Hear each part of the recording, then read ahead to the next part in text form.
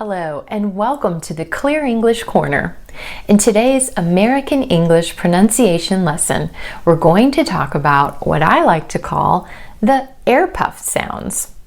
This group of sounds includes P, represented by the letter P, T, represented by the letter T, and K, represented most often by the letters C and K. Here's the secret to these sounds. At the beginning of words and stressed or emphasized syllables, these sounds are aspirated or pronounced with a puff of air, hence the name air puff sounds. The tendency for a lot of non-native English speakers is to pronounce these sounds without the air puff. As a result, the air puff sounds begin to sound more like their cognate or sister sounds. So P sounds more like B, T sounds more like D, and K sounds more like G. When this happens, words like pig and big, to and do, came and game begin to sound the same. So here's the trick. If you're pronouncing the air puff sounds correctly, you can actually feel a small puff of air on your hand if you hold it up in front of your lips. Try it with me. P, P, air puff. B, no air puff. T, T, air puff. D, no air puff. K, K, air puff. No air puff. So again, we can use minimal pairs, which are words that are exactly the same except for the sounds that we're contrasting, to really get a feel and focus on how the sounds are different, the sounds that we want to produce versus the sounds that we're currently producing. So let's try some minimal pairs for P and B.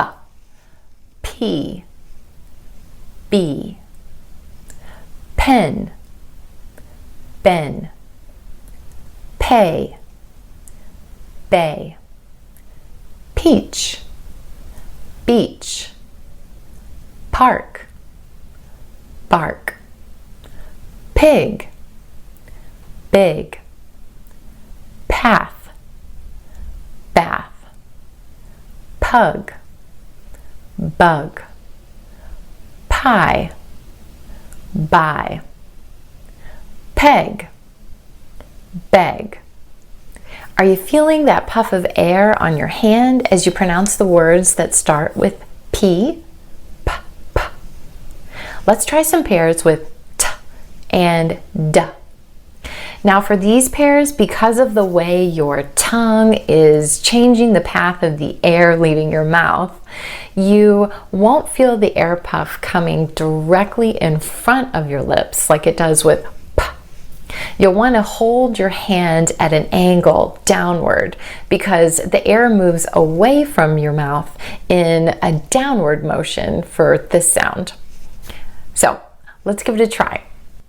10, den, 2, do, T, D, tip, dip, tie, die, town, down, tank, dank, tour, door, tart, dart, tug, dug.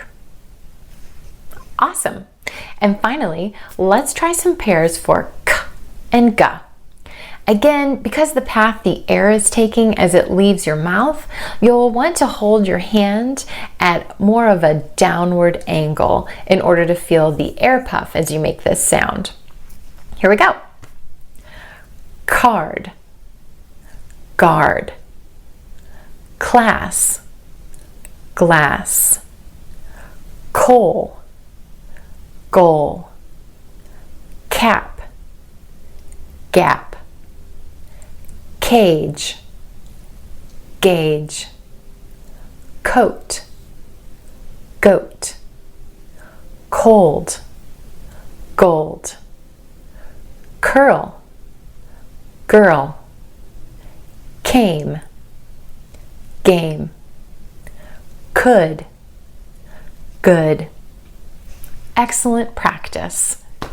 Now remember, as you're working through these pairs, the puff of air isn't forceful.